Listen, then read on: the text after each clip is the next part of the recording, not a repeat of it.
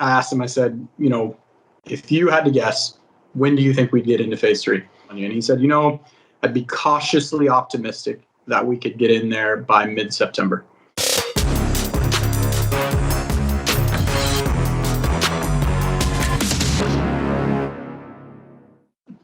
Welcome, everybody, to episode 17 of the Jimmy and Kyle Show.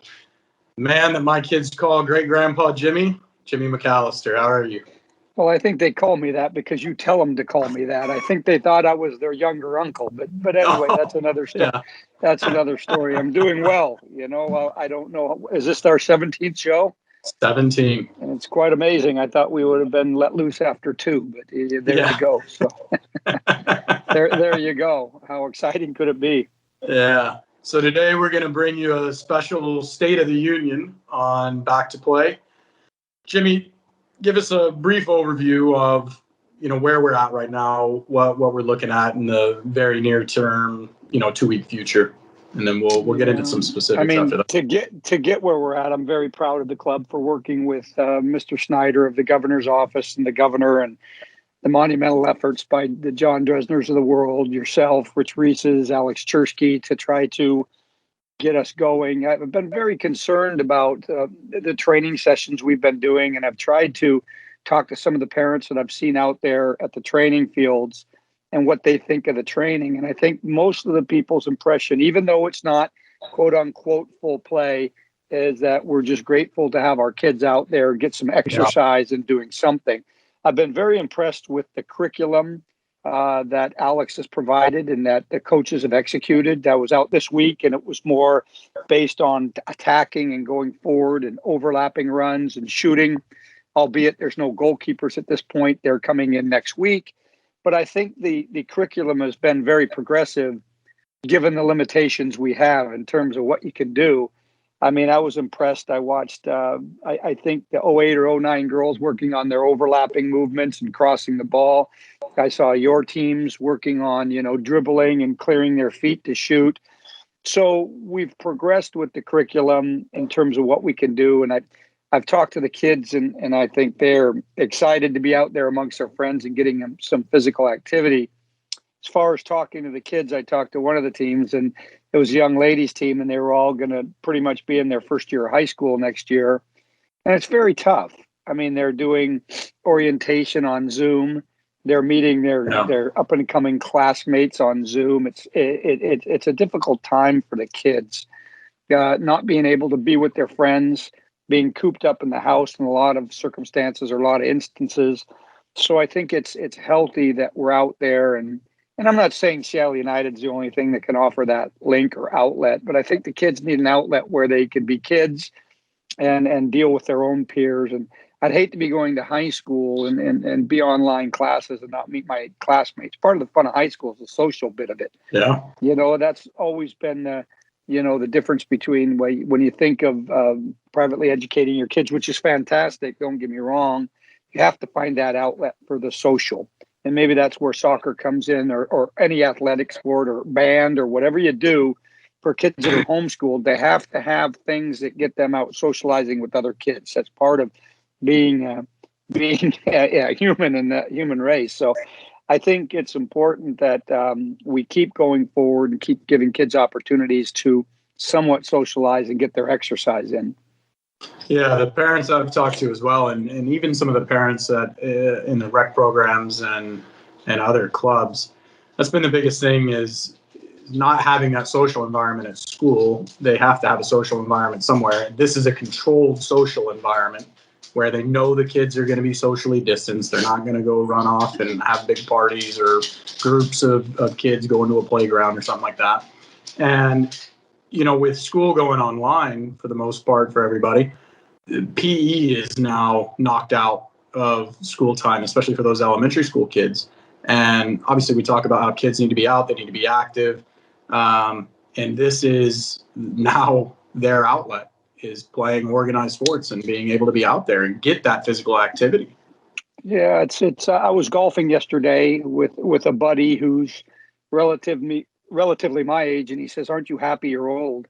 Well, I've never been happy to be old. I mean, that's not something you usually hear, but I'm worried about the social bit. I'm worried about getting back to where kids can be kids and do things that kids do. I can remember my childhood, and it's a lot different than it is now when things change and they evolve. But I used to get on my bike. I had buddies. You know, part of the fun of playing soccer, I went to Catholic school. We played soccer together. We played basketball on the same team. We all played baseball on the same team. And we just went from sport to sport to sport. And I've never been one to say that you have to just stick with one sport. I think it's great to play a lot of different things. But I was always with my friends out socializing, and the games were fun. I used to remember playing games when I was a kid thinking, oh, there's only 10 minutes left and it's going to be over. I kept wanting to play. Or if you play 18 holes of golf, you want to play 24 holes of golf because you're enjoying yourself and you're having fun. And I think whatever that outlet is, kids need it, whether it's band, whether it's a chess club, whether it's science projects, whether it's sport. You need to have something to socialize with your friends and be a part of a group. And we all want to be that. And I think that's kind of what's been taken away. And if we can provide that and still be progressive enough to add things in, I think Alex Chersky's done a good job of adding more curriculum and different things to do. So it's not always the same mundane, we did this last week, coach, or we did receiving and passing last week. Well, now we're into shooting, and there's been some really creative drills out there. So I was very pleased to see that the coaches have moved on. And it's hard when, you know, as a coach, sometimes when you get to the scrimmage part of the training, you know, it stops you from having to create that excitement and that fun. It's really hard to figure out curriculum for the whole hour, hour 15, or hour and a half you're doing. It's always easier to let the kids scrimmage at the end. It's really put it on the coaches to really focus on creating enough to do to keep the kids interested for the whole session, which I think is good for the coaches as well. Yeah. I mean, what you just pointed out is something that we as directors and coaches have all talked about, is making sure that we don't get static with the sessions. The kids need to enjoy what they're doing, trying to come up with new things. Obviously, this is not something that a lot of people have sessions on the internet for, is an hour 15 of straight technical social distancing stuff, right? Normally you'd have contact in your sessions. So kudos to the coaches for, you know, being super creative with what they're doing. I mean, I've been out at sessions, I've seen things on the girls' side, the boys' side, the regional side, where I look at it and I say, you know what, I like that. I'm going to put that in my session now too. And the coaches just helping each other out with ideas is big as well. So keeping that fresh, you know, we're going to be in phase 2 for a little bit here. So making sure that everybody's helping each other out with that is big, and keeping those kids engaged, like you said. Yeah, and it needs to be fun. We're not creating anything special. You know, we're soccer coaches, we're soccer players. It needs to be fun. You have to have fun doing it, or you won't do it. And it looks like we might be in stage 2 for a while. Stage 3 will be to the point where we can play, possibly with limited people watching, but we can play. And then stage 4, and who knows when we get to that, is the point where we can have large gatherings and tournaments again.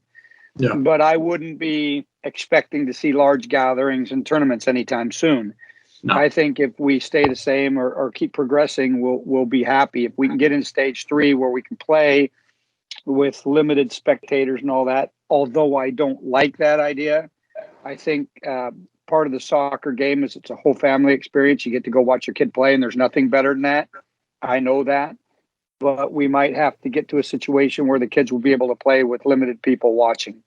So if we can get to that point, it's a positive thing, and we'll move forward. Yeah. So just to give everybody kind of an update on communications that we have, Dr. Dresner and I, along with Washington Youth Soccer, a few people from there, we meet with the governor's office, with John Snyder in particular, who is responsible for outdoor recreation, youth sports, pro sports, all that stuff, return to play. We meet with him every few weeks or so. We met with him 2 weeks ago, and basically I asked him, I said, you know, if you had to guess, when do you think we'd get into phase 3? He said, sometime in the fall. I said, well, that's a pretty big gap there, 3 months. Can you be a little bit more specific? What is your gut telling you? And he said, I'd be cautiously optimistic that we could get in there by mid-September. So, which is Cautiously great. optimistic's like a definite maybe, right? Yeah, exactly. Definitely maybe. Yeah, definite maybe. No politician But would ever do but that. at least it gives us an idea, and it gives the leagues an idea. Because last week we had the RCL placement meeting. The league has set up the structure, the scheduling, what we're going to look like.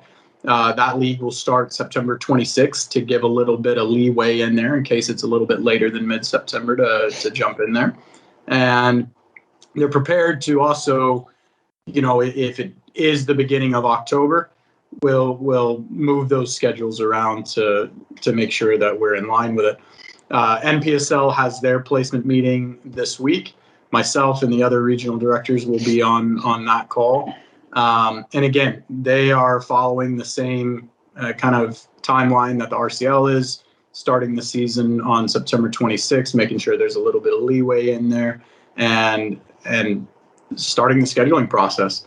So I think everybody is looking forward to, some semblance of a league this fall. It'll be a little bit truncated from what it typically is, but there is hope. There is light at the end of the tunnel. There is, something to look forward to there for sure.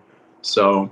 Yeah, and some good things have come out of this. When you look at the club promoting players, Ethan Double-Air on the Sounders, he could be the next superstar of the Sounders. Look at John Dresner; he could be the next Sergey Gupta.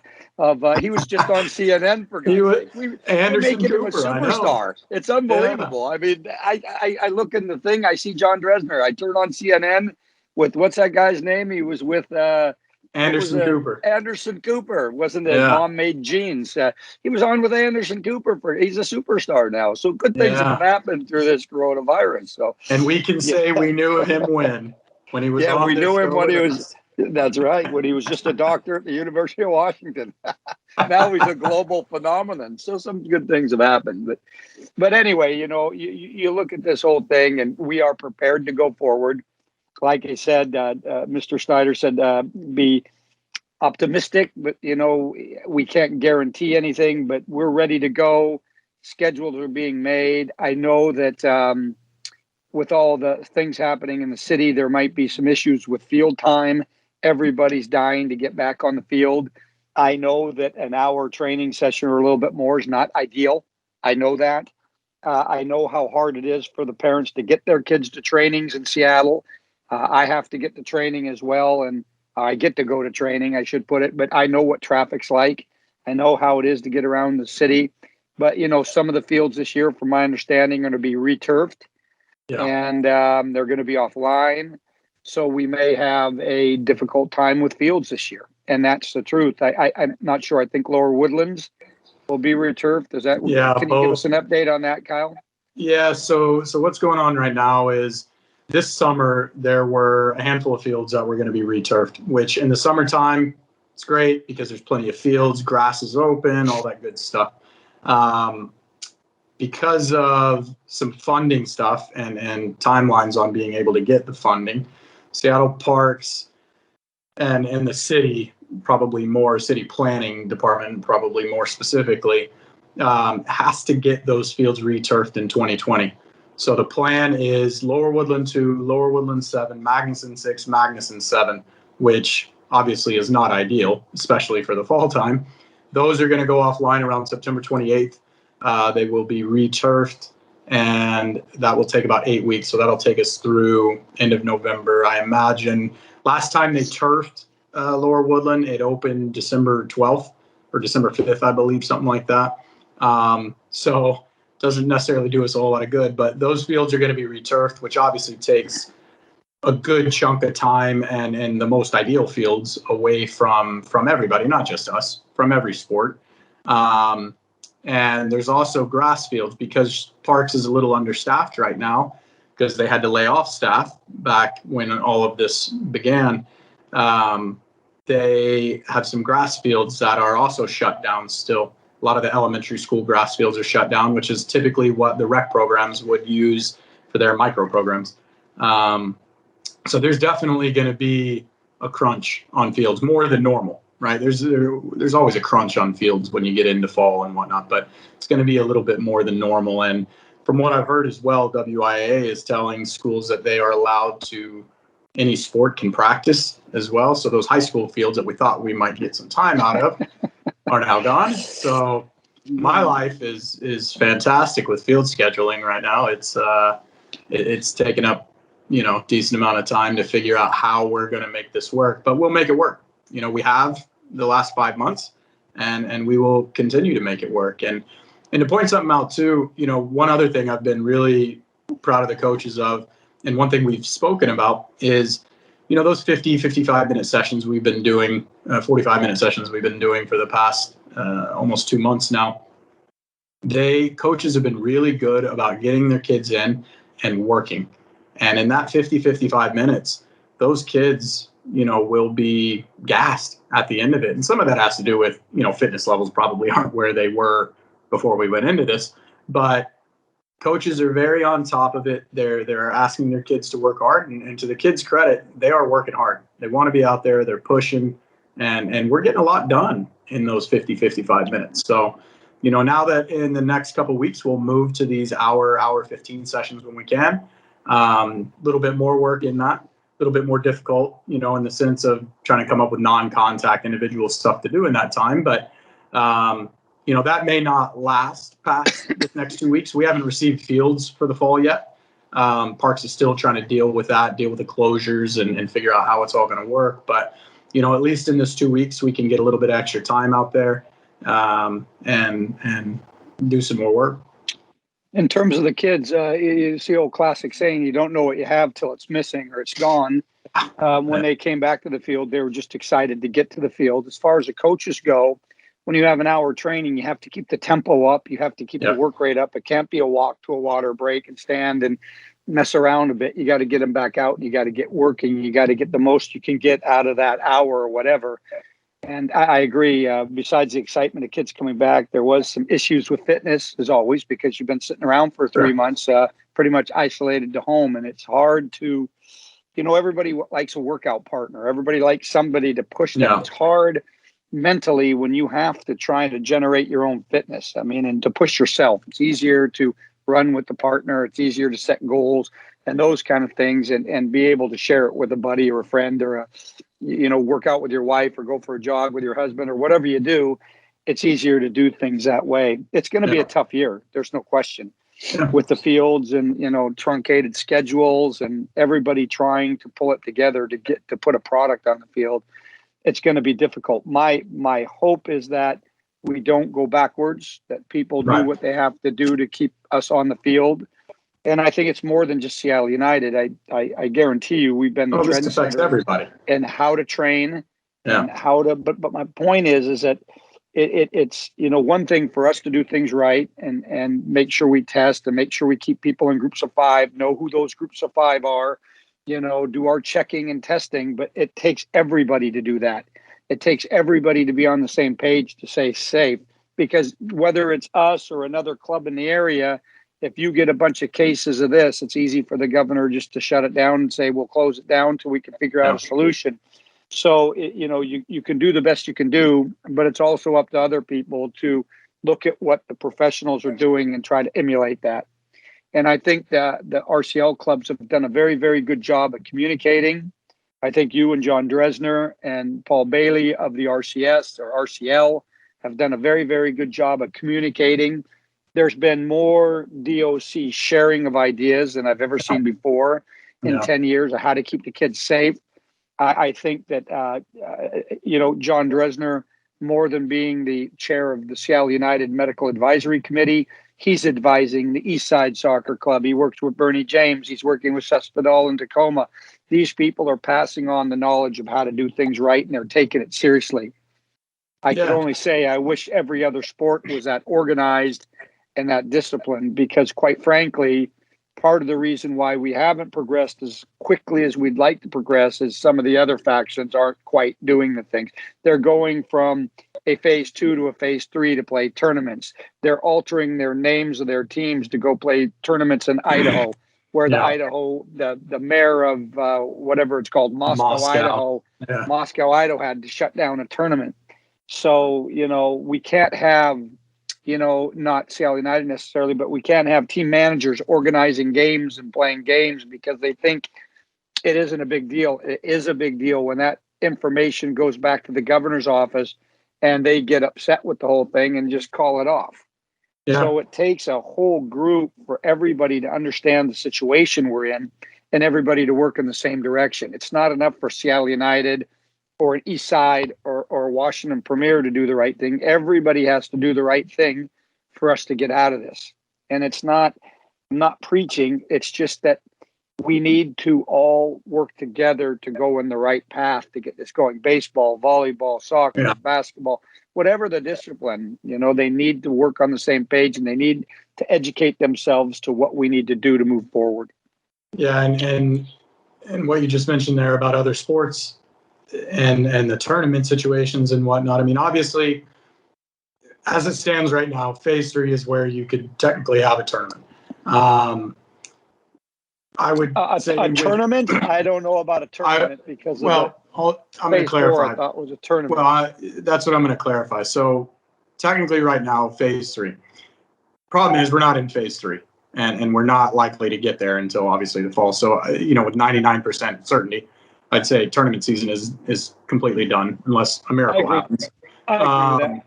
Now, having said that, you were talking about the tournament that took place in Idaho and teams from Washington going to Idaho. Kyle, can you back up? Yeah. Miracles have happened. You beat me in golf once. So I'm here to tell you miracles could happen. And I'm so happy that you admitted this on a recorded television show. Mind you, we didn't play 18 holes. It was only 16 holes and you quit. So I did not quit. We had to go coach games at a tournament. Oh, that's right. Okay, but still quitted. I was 2 up with 2 to go. I just needed one more hole. I would have won. But go ahead. Sorry. You mentioned the tournament that took place in Idaho, and there were some Eastern Washington teams that traveled out there, and some individual parents from clubs in Western Washington decided to put teams together and go out there, and they shut that down. And when we were speaking to John Snyder at the governor's office, and he's been great, by the way. I mean, he's an advocate for getting us back out there. He is very cognizant. He's very open-minded too. Obviously, having Dresner on a call gives you as much weight as and credibility as anything. Well, he's been on CNN.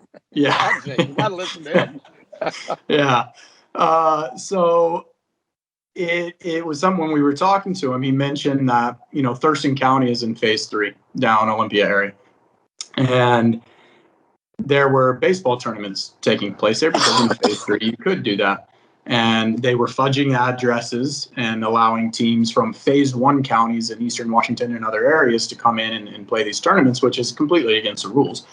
But people want to play. I can understand people wanting to play, but I get it. There's a limit to everything, Yeah, and basically he kind of intimated that in pretty soon here we were going to see an amendment come out to the tournaments where tournaments won't be allowed till phase 4 anymore. Is what he let us know. So despite the fact that we're not in phase 3 and can't have tournaments anyway, this new kind of amendment to the order is going to come out, I believe, here in the next couple of weeks. It says no tournaments till phase 4. So that effectively ends any chance. But we'll see when that order comes out. But like you said, I don't blame for people for wanting to play. We as coaches, we want to be out there. I miss tournament season. I miss being out there. I miss that competitive element. I miss playing games, training with that purpose for preparing for a tournament, preparing for games. That's a big thing. We're competitive as well still. Even as we get older, we're still competitive. I know you at, your age, I won't divulge it. We go play golf. We run stairs at the staff coaches summit. And it's competitive all the time. We talked about the Jimmy and Kyle Olympics at one point. We were figuring out what sports we were going to do or could still do.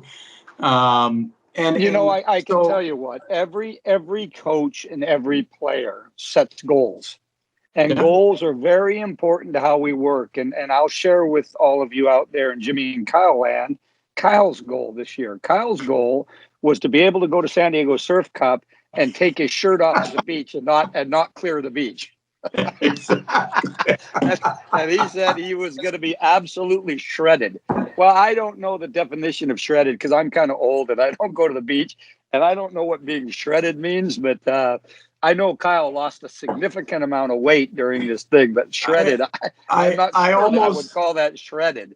I almost, I almost got to my goal, but when Surf was a Cup got goal. thrown off the docket, It killed you. It killed it you. kills your goal a little Yeah, bit. yeah. So I know. And then you stagnated. start feeling bad about yourself, and you start feeling inadequate, and you start going back to the bag of Cheetos, and look at what happens. There's no shredding. Hey, You I know, have so- not put one pound back on, not one. Oh, it'll come. So, It'll come. yeah. It'll come. I'm When the dark days of winter come and it's a little bit cold, and you want your hot chocolate and your cookies and stuff, yeah, it'll come. I do fancy a great Thanksgiving meal and a good Christmas meal.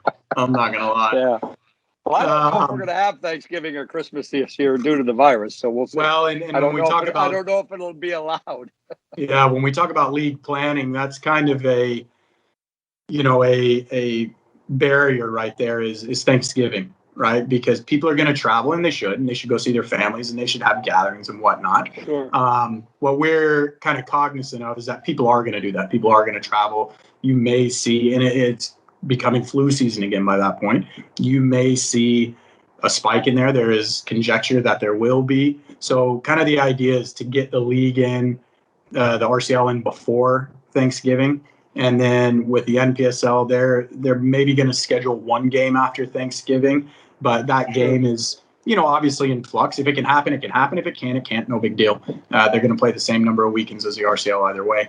So those are some of the things that we're looking at planning wise, and the planning is going forward. Like leagues are going to happen, and fingers crossed they do. Well, we have to, and we have to be prepared, and we have to be prepared to get right into it right away. If come September 15th and something good happens and they say we can play, if we do this, and this, and the other thing, we need to be prepared to go. And as far as the application of the rules, the ingress, the egress in terms of fields, the maps where people stand, no more Insta benches, the benches that we have to purchase to socially distance kids, where the bags go, both teams being on opposite ends or opposite sides of the field. We've already taken into consideration a lot of those deals, and the guys in the RCS and RCL have worked very hard. And the Washington State Youth Soccer Office has worked very hard. SYSA has worked very hard on trying to create an environment to make it as safe as possible for the kids. Yeah. If I didn't think it was safe in terms of training, I wouldn't. I wouldn't allow training to go on. Since this situation has happened, since the coronavirus, and since we've come back to training, we had one case of somebody testing positive. It was an older player. We immediately pulled that pot of 5. The other 4 were tested, and that one person came into our camp with the coronavirus. Yeah, and to be clear, he did not get it at training. No, he received it on a vacation and came back and then started showing symptoms. But the other 4 were alerted. We did what we were supposed to do. Our medical staff took care of it in a good way in terms of letting the people know what they were exposed to. The other 4 came back and were negative, and we haven't had a case, knock on wood, since. I think we're doing as good a job as humanly possible when you have 100 and some coaches out there and 1,900 players out there monitoring each parent and doing the things on Team Snap we need to do to keep people safe. And make no mistake, it is a huge undertaking with 1,900 kids. And, Jasmine's done a great job in the medical part, John Dresner's leadership, the people that are doing the tracing, the coaches filling out and editing their Team Snap every training session. We're asking these people to do more and more and more to make the kids safe. And I've not heard any complaints in terms of our coaching staff. Why do I need to do this? Or this is a joke or whatever. I think people are being diligent. And I'm very, very proud of the community for doing that. And the directors, yourself, Chersky, Rich, all the regional directors, Paul, George, Rafi, just making sure that everybody gets the message and are safe. And I'm very proud of the coaches, and I'm very proud of the kids for showing the discipline to show up with their masks, to go to their work area, to be organized, even the little guys. I think I've done a very, very good job of trying to be diligent and trying to get past this thing. And so, you know what, when you're doing things the right way, hopefully in the end of the day, you get your just rewards. And maybe that's being able to play. Because if we didn't do that, and we've sent film to Seattle Parks Department of how we set up our training sessions, I'm sure the governor's office seen film of how we do our training sessions and samples. Santi, who helps us produce this show, filmed a session of Pat Staunton's team, and that's been passed around to other areas to show how you run a proper training session during the Corona crisis. I mean, hopefully in the end of the day, the kids get rewarded for doing the right things. The coaches get rewarded for doing the right things, and these kids can get their exercise in and have a little bit of social time with their friends. Yeah. Yeah. So, you know, we are moving forward slowly. You know, at some point we will get there. Biggest key is we're not moving backwards. You know, when we talked to John Snyder a couple of weeks ago, that was the one thing he said. There wasn't any thought about us going backwards any phases. So that probably more than anything was the biggest positive was because, and there was some fear about that we would go backwards. But right now things are slowly going forwards. They're being conservative about how they move us forward. And hopefully, you know, before too long, we'll look back on this and say, hey, remember when, you know, and it'll be a distant memory. Yeah, I guess. But I hope so. I surely hope it's sooner rather than later, but there's no promises. There's just hope that things get better. And I think that's a key to anybody, to have hope to go forward. I mean, in everyday life, whatever you do, if you don't have hope and the wish that things will get better, then they never do. I mean, even in everyday life, if you don't aspire to be better and you don't get up every day and figure out how you can improve yourself, that you're always going to stay status quo. And, you know, in a competitive society, status quo isn't good enough for our players, whether if it's their schoolwork, whether it's their band, whether it's their soccer, whatever it is, we always strive to improve ourselves. And that's what we need to do. And hopefully all our coaches feel the same way. Our board feels the same way. How can we make Seattle United better? How can we make the game better? How can we provide a better service for the customers? Because that's all we are. We're a service provider. Our service seems to be soccer. And we're providing a service. And I think the service in these times have changed into something that's mentally and physically healthy for the kids. You know, you become a great soccer player, and some of our kids will. There's no question. Some of our kids will go on to play for the Sounders, or go on to play Division I soccer, or go on to play for the Reign, or whatever they aspire to do. Or go on to be doctors, lawyers, teachers, you know, all that stuff. And we need all those things, and I think all that's great. But you know, you just hope that we move forward. So yeah. Well, everyone, sit tight, be patient. Thanks for everything that you've done. Thanks for being patient so far, and you know, making our life a little bit easier. So no kidding. Yeah, Jimmy, any last closing thoughts? No, I think we pretty much came up with everything we needed to talk about today, Kyle. All right. Thanks, everyone. See you next week.